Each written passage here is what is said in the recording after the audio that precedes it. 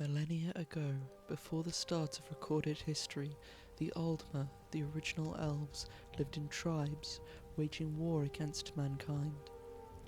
Over time, their religion became more organized, as they stopped worshipping the spirits of their ancestors and instead moved to praying to their own social betters, their lords and their masters. Trinomac was one such individual, a great warrior and champion of Auriel, elevated to the level of godhood through collective adulation. During the war against Lorcan, Trinomac knocked the creation of Sithis down and ripped out his heart in front of his army, thus destroying him. However, when Trinomac and Auriel moved to destroy the heart, they found that they could not, and so were forced to hide it instead. After the Velothi dissident movement began to take hold once the Aldmer had settled across Tamriel, Trinomac and Boethia became locked in a bitter conflict. Boethia convinced Veloth to build a new sect dedicated to the belief that mortals could ascend to become gods, influencing him through a complex system of dreams and visions. When Trinomac confronted Boethia about this trespass, Methala appeared and stabbed him in the back, bringing him to his knees before Boethia mocked him, whilst cursing and twisting him, metaphorically devouring him in her power. Whilst Trinomac's priests decried the Velothi movement as heresy, Boethia appeared, having swallowed Trinomac, and revealed the lies of Trinomac's teachings with Trinomac's own voice. The Daedric Lord eventually grew bored and instead exiled Trinomac to a plane of choking ash. This torture and dishonour left Trinomac twisted and enraged, causing him to fade, his skin taking on a green hue and his intelligence dropping considerably. He was reborn as malacath. Those who joined the Velothi Exodus became known as the Chima, eventually establishing the kingdom of Morrowind. Those who remained faithful to Trinomac and stayed with him as he became malacath also suffered the same fate as he, becoming the Orcs, a race of elves cursed to an eternity of greenness.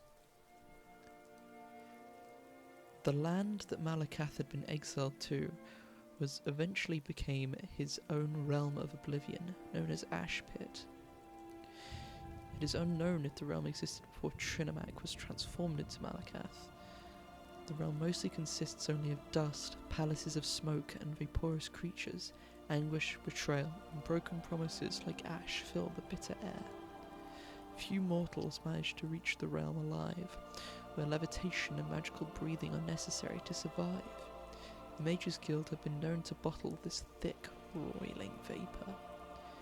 However, some areas of the realm are safe for mortals. Circa 4E40, Malacath chose to bring Sul and Prince Atribus Mead to the Ash Pit, where they found a garden of slender trees and vines festooned with lily-like flowers wound about the trunks. A multitude of spheres moved deep in the colourless sky, as distant and pale as moons. This garden seems to have emotional significance to Malacath, who describes it as a shadow of a garden, and an echoing of something that once was. The Ashen Forge sits at the centre of Malacath's own stronghold in the Ash Pit.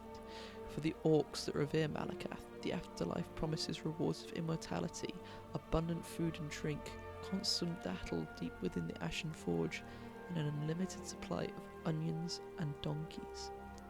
It is also said that the Ash Pit Bastion stretches endlessly across the plains, extending even behind the stars to Aetherius, granting access to every worthy Orc who crosses from this life to the next. In Malacath's stronghold, every Orc is a chief. Every chief has 1,000 wives, and every wife has 1,000 slaves to cater to their every need. The stronghold's walls raise 100 feet into the smoky sky, constructed of polished steel and worked iron. Inside the walls, stone keeps, iron towers, and massive longhouses surround the central square that houses the Ashen Forge. Here, in keeping with the Orc's ideal of paradise, literacy is not required or expected. The spine of Ashpit is a surprisingly light skeletal spine found in the realm. It is made from a grey dust, and fragments of bone have been known to be taken from it and brought to Tamriel. Sheogorath claims that this spine is the metaphorical backbone of the realm, which he, in turn, looks down upon. But for reasons as we will not discuss today, Malacath has little more than a stump to stand on when it comes to sheer Gorath. Malacath typically has a number of artifacts associated with him, as do many Daedric princes. Primarily Scourge, also known as Macin's Hammer, the Bane of Daedra, the Daedric Scourge or Scourged Blessed of Malacath, is a legendary Daedric artifact. It was forged from sacred ebony in the fires or fountains of fickle dire. It is a fierce weapon and takes the form of a steel or ebony mace. Malacath dedicated it to mortals, and any Daedra who attempts to invoke its power will be vanished to the void.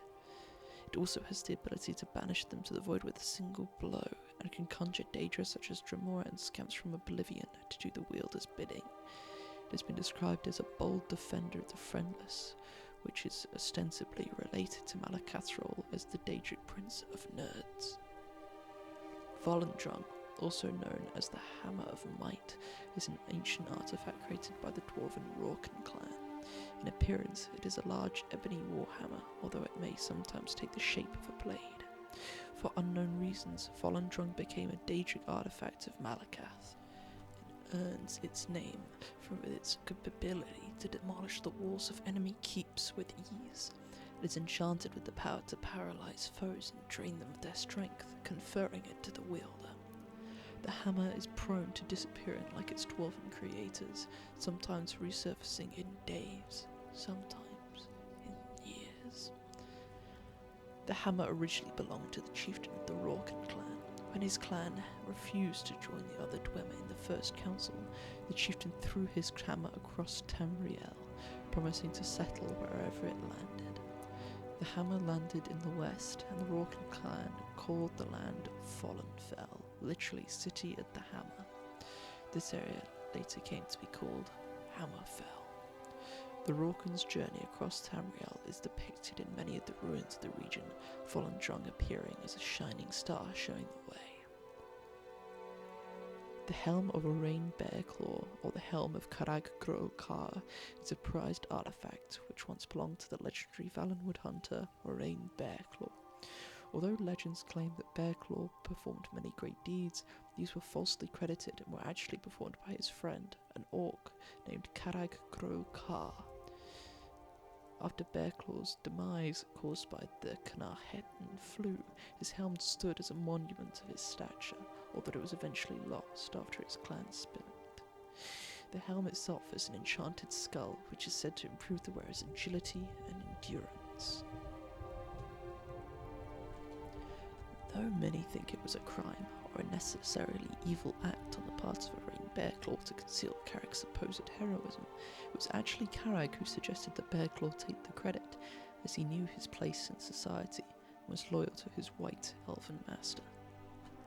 Lastly, and perhaps most interestingly, though the Saviour's hide is typically associated with her scene, some sources claim it was actually made by Malacath.